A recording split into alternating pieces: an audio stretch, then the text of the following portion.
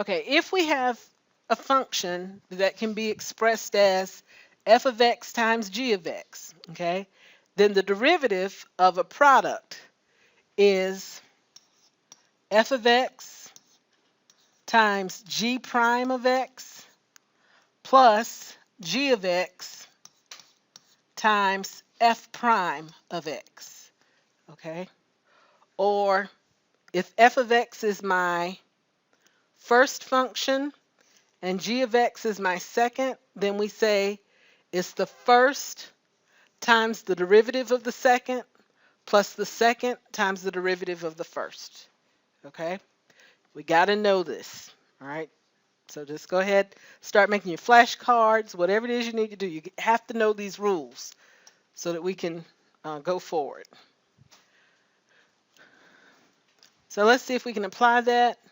Okay, use the product rule to find the derivative of the function. Okay, so we get, here's my first function. This will be my first, and I'm going to let this one be my second, because it is the second. Okay, and so you might even write it out. We're going to do the first times the derivative of the second. Okay, well, the derivative of the second is what? 3x squared. Plus the second times the derivative of the first, which is just 3.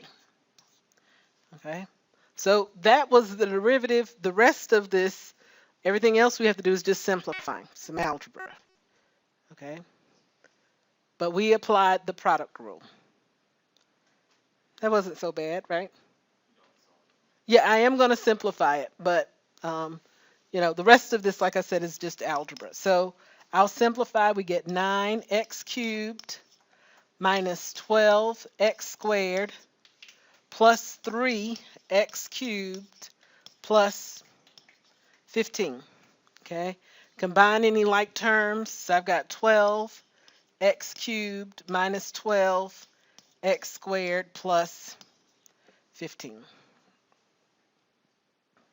Okay, not so bad, right?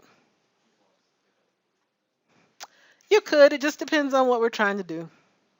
You know, for now, you know, a common thing to follow this would be, you know, find the horizontal tangent line. So we might set it equal to 0. And in that case, factoring out a 3 would be useful. Okay, but we don't necessarily have to do that. Okay? All right, let's look at B. Okay, we've got g of s is equal to the square root of s times s squared plus 8. Okay, I can see this as a what? Product, right? Does everybody see we have a product? Okay. All right. I'm going to rewrite s, though, as s to the 1/2 times s squared plus 8. Okay, so g prime of s is the first, so that's s to the 1/2 times the derivative of the second, which would be just what? 2s plus the second times the derivative of the first. So that's going to be 1/2 s to the negative 1/2. Okay, so we did first times the derivative of the second plus second times the derivative of the first. I got to bring y'all a worksheet. Now, this one's a little interesting. There's a couple of ways that we could reduce this, but here's what I'm going to do. I'm going to factor out the lowest power because both of these have in common s to some power. Do you see that? Okay, we got two giant terms. Here's one term. Here's the other. Okay, and so we're going to factor out whatever it is they have in common.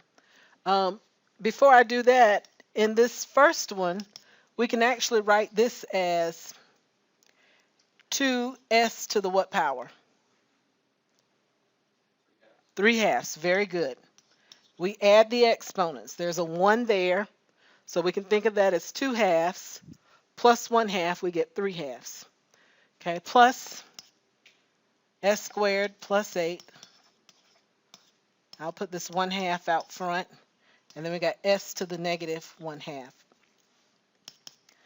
I'm going to factor out s to the negative 1/2 because it is the smallest power.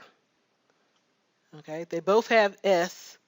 The smallest power is negative 1/2. So the question is, what's left? Okay, well, if I subtract my exponents, 3/2 minus negative 1/2 is going to be what? 2. So s squared, 2s squared plus 1/2 s squared plus 4. And then I've already factored out s to the negative 1/2.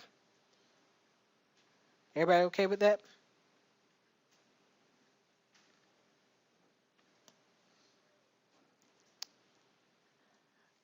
All right, y'all are pondering on this one.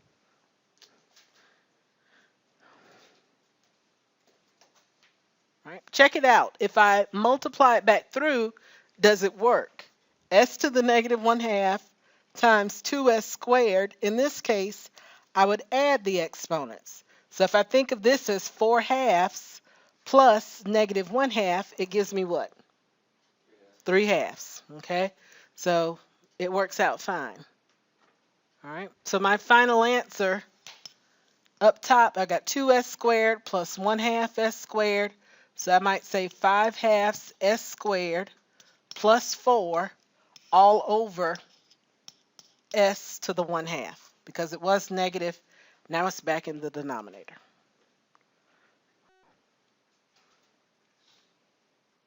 Questions about that?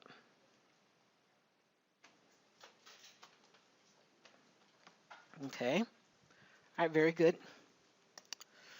Um, sure. Is that the right one? No. All